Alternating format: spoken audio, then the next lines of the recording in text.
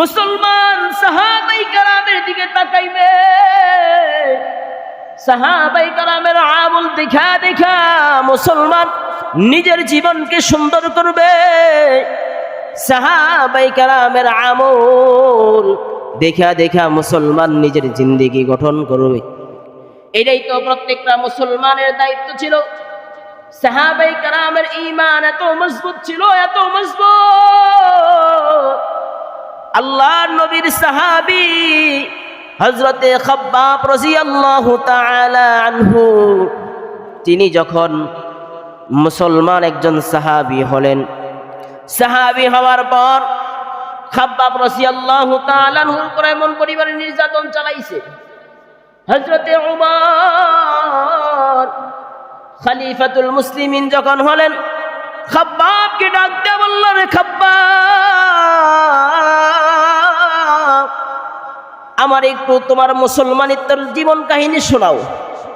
তুমি ইসলামের জন্য কি কষ্ট করছো আমার একটু জানায়া দাও, আমার একটু শোনায়া দাও, যাতে করে আমার ঈমান বাড়ে, ঈমান, যাতে করে আমার ঈমানের মধ্যে তারাক্কি হয়, ঈমানের নূর বাইরা যায়। হযরতে খাব্বাব রাদিয়াল্লাহু তাআলা আনহু বললেন, ওমর, তোমার কি আমি মুখে বলবো না তুমি স্বচক্ষে দেখবা? ওমর বলে, যদি স্বচক্ষে দেখি তাহলে ঈমানটা বাইরা যাবে। একবার শুনবো, শোনাটা যতটুকু পারবে না, যদি নিজের চোখ দিয়ে দেখি তাহলে এটা ঈমান বেশি বাড়বে, বিশ্বাস বেশি স্থাপন হবে, তো আমাকে দেখায়া দাও।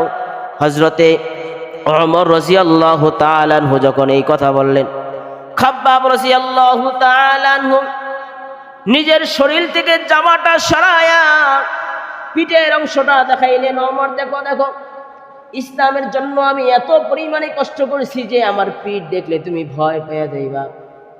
ওমর চোখের পানি ছেড়া দিয়া বলো, খাব্বাব, তোমার শরীরের মধ্যে কি সেদ রোগ হয়েছে নি? এই খাব্বাব, তোমার শরীরের মধ্যে কি সেদ রোগ হয়েছে? কেন রে ওমর? আমার জিন্দেগিতে আমার শরীরের মধ্যে কোনো সেদ রোগ হয় নাই। ওমর বলে, খাব্বাব রে, তোমার পিঠের মধ্যে এমন দাগ কেন দেখা যায়? যে দাগ সাদা সাদা দাগ দেখা যায়, পিঠের মধ্যে কোনো চামড়া নাই, কোনো গোশত নাই, শুধুমাত্র হাড্ডিগুলো দেখা যায়। এত ভয়ঙ্কর অবস্থা কেন রে খাব্বাব? খাব্বাব রাদিয়াল্লাহু তাআলা আনহু বললেন, ওমর, আমি যখন নবীজির হাতে কালিমা পড়ে মুসলমান হইলাম, আমি